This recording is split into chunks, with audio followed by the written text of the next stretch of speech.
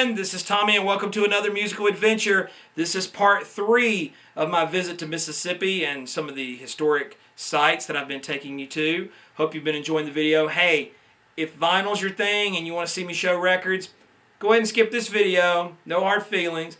Go back and watch parts 1 and 2. No really complete story. I kind of threw everything together, but it'd be really cool if you go back and watch those.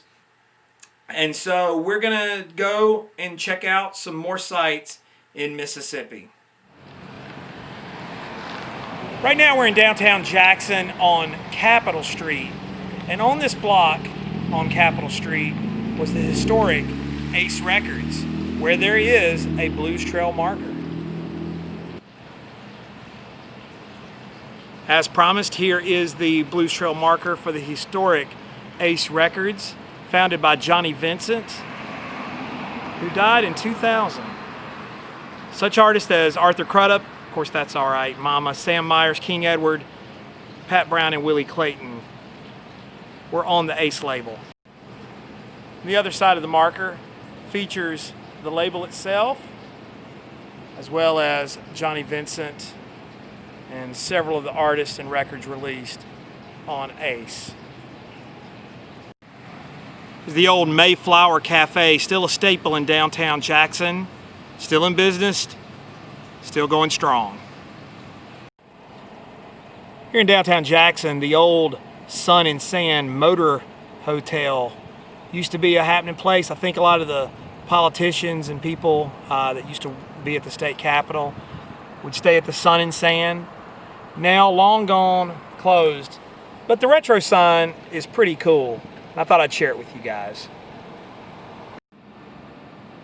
That is the old Hotel King Edward, a staple of downtown Jackson. It sat abandoned for years and years and years.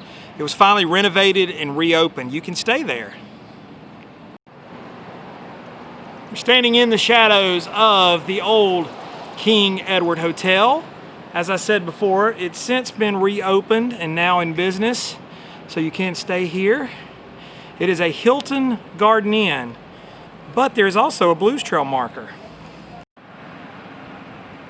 Originally it was the Edwards Hotel, later renamed the King Edward in 1954. There were several studios that were set up here, OK Records being one of them, and the American Record Corporation, and so many artists, Robert Wilkins, Joe McCoy, the Mississippi Sheiks. Of course, the Mississippi Sheiks, you can find a lot of their music now on Jack White's Third Man Records label. The Jackson Stomp by the Mississippi Mudsteppers on the OK label. Anyone have this record? And again, many of the great artists that recorded, and a very faded photo of the hotel back in its time.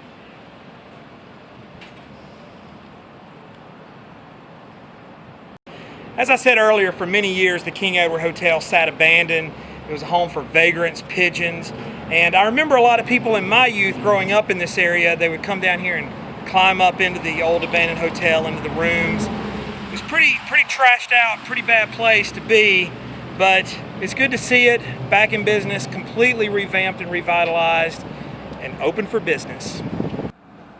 There's another building, the old Standard Life building. It's now been renovated into apartments and different things, but I've mentioned this because this building was used predominantly in the film Get On Up, the James Brown picture, which was filmed in and around Jackson, Mississippi. It's always a little sad to me to know that there's so many things in our musical history and part of our heritage and legacy that's no longer here. The original Stax Records in Memphis, Tennessee is one. The original Cavern Club in Liverpool. Of course, no one who had the foresight to know that these places would be historic and significant. That's why I always recommend, if you're ever in Memphis, go to Sun Studios, because it is the original room. It is the place where a lot of this music was started. One such place is the Subway Lounge in Jackson, Mississippi. As you can see behind me, this is where it once stood. It's an empty lot. Several years ago it was raised and completely gone now. And you see what they've done with it. It's just a big open field. There's nothing here, but a lot of history there. There was a documentary film that came out probably about 25 years ago on the subway, and there's a Blues Trail marker. So this was the site of the Summers Hotel and Subway Lounge. During segregation, many African American artists stayed here at the Summers Hotel, and underneath was the lounge, the Subway, which was a pretty happening place. And the late night blues shows that started here in the late 80s ran all the way until the Subway closed in 2004. No record label on this one, a Jack's Beer advertisement. And of all the places in Mississippi, and of course there's a shot of the old Summers Hotel that used to stand on this site.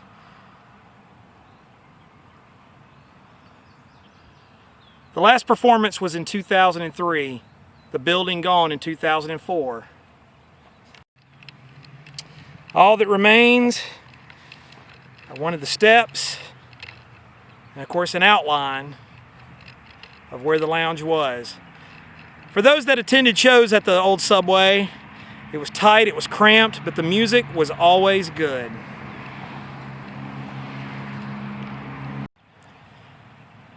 And from the spot where the Subway stood, the empty lot, as you can see in the background, the Standard Life building and part of the skyline of downtown Jackson.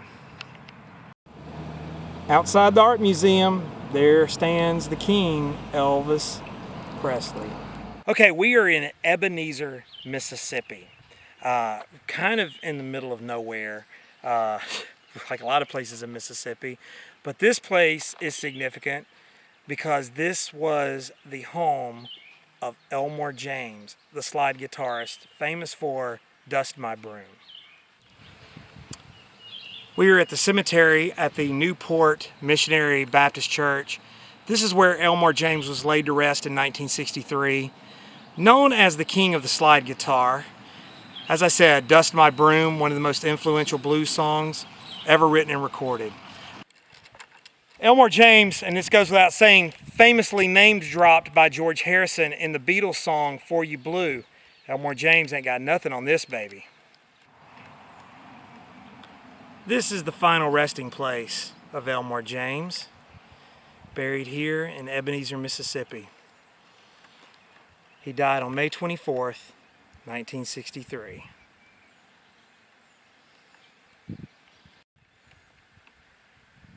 This is the other side of Elmore James's headstone, where it talks about his life.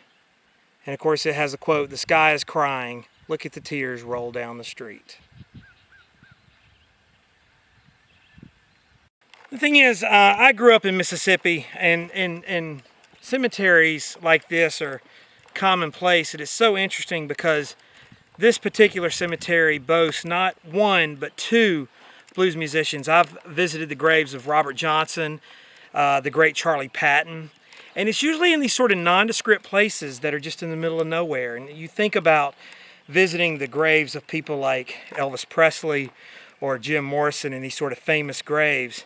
And here you have this very influential music and laid to rest in cemeteries probably not unlike some cemeteries you've got in your local towns. And it's just one of the interesting things about being in Mississippi. So it's why I'm glad to bring these sort of places to you on these musical adventures, to sort of visit them, even through video. As you can see, the Newport Missionary Baptist Church, probably a more recent building than what was here. And you can tell this is the place because off in the distance is the blue Blues Trail marker. As I said, that was the third and final segment of my trip. I just wanted to break the videos up because A, I didn't want them to be too long, and also I just think it's just easier to watch. And so, but that was it as far as the trip to Mississippi is concerned. But don't worry, there's a lot more musical adventures to be had, and I'm going to take you guys along.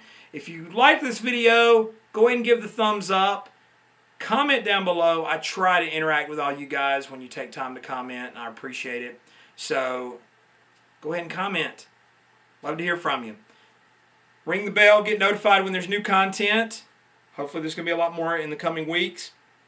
And I want to take you guys along. In the meantime, thanks for watching. And don't forget to save the Texas Prairie Chicken.